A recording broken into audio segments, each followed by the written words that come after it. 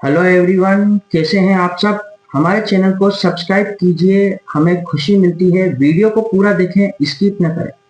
आज हम बात करेंगे 10 rules of money management, 10 important personal finance rules. Rule number 1, rules of 72, double your money. आपका पैसा डबल कितने समय में होगा, ये रूल आपको यह बताता है। Rule of 114, triple your money. आपका पैसा 3 गुना कितने समय में होगा, यह नंबर रूल ऑफ 114 बताता है। Rule of 144, quadruple your money. 4 गुना कितने समय में होगा, रूल ऑफ 144 बताता है। Rule of 72, rule of 70 inflation को बताता है। 50, 30, 20 रूल आपको अपनी इनकम को किस प्रकार से खर्च करना है, यह बताता है। 3x इमरजेंसी रूल आपको अपना एक सुरक्षित इमरजेंसी फंड कैसे निर्माण करना है, यह बताता है। 40% ईएमआई रूल आपको अपनी इनकम का 40% से ज्यादा ईएमआई पे नहीं करना है, यह बताता है। लाइफ इंश्योरेंस रूल आपको कितना लाइफ इंश्योरेंस लेना है अपने जीवन में, यह बताता है। रूल ऑफ 10, 4% रूल आपको रिटायरमेंट पर कितना पैसा रखना है, यह बताता है। सबसे पहले चलते हैं rule of 72, double your money.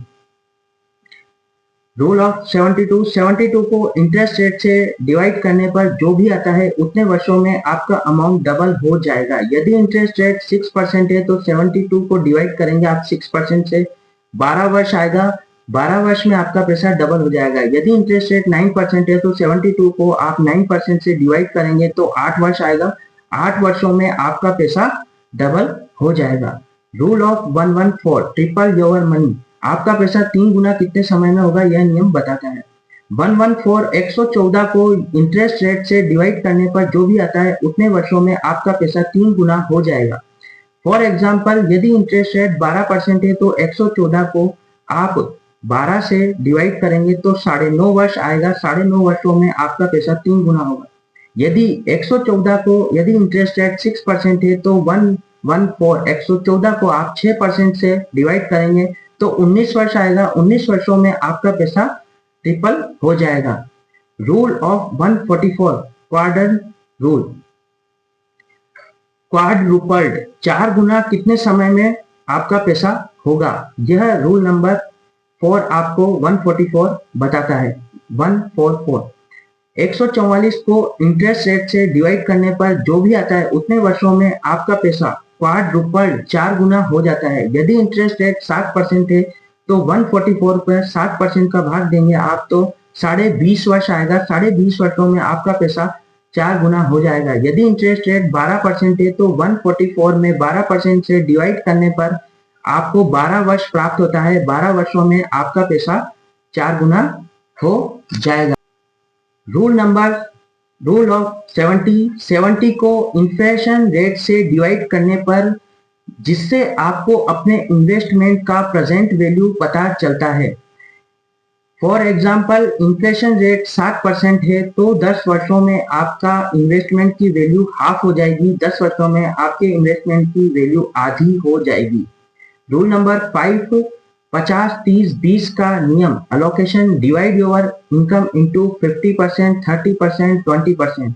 50% आपको नीड्स जैसे ग्रोसरी, रेंट और ईएमआई पर पे करना है। 30% अपनी इनकम का आपको वांट्स पर खर्च करना है जैसे entertainment, vacation, tours and travels. 20% आपको सेविंग करना है जैसे इक्विटी में, म्यूचुअल फंड में, डिवेंचर में, फिक्स डिपॉजिट में। At least try to save 20% of your income. You can definitely save more. यदि आप अपनी इनकम का 20% से अधिक पैसा बचाते हैं या 20% बचाते हैं तो आप अधिक पैसा बचा पाएंगे। रूल नंबर 6, 3 गुना emergency fund, 3x emergency rule. यदि आप अपने मासिक खर्चों का 3 गुना इमरजेंसी फंड के रूप में रखते हैं तो आप रोजगार यदि खो देते हैं या मेडिकल संबंधी आकस्मिक खर्च आ जाते हैं तो आप सुरक्षित रहेंगे। यदि आप अपने मासिक खर्चों का 6 गुना इमरजेंसी फंड बनाते हैं तो आप बहुत अधिक सुरक्षित रहेंगे। 6 गुना इमरजेंसी फंड आपको बहुत अधिक सुरक्षा प्रदान करता है। Rule number 7, 40% EMI rule. Never go beyond 40% of your income into EMI. आपकी इनकम का 40% से अधिक आपको ईएमआई पर नहीं देना चाहिए।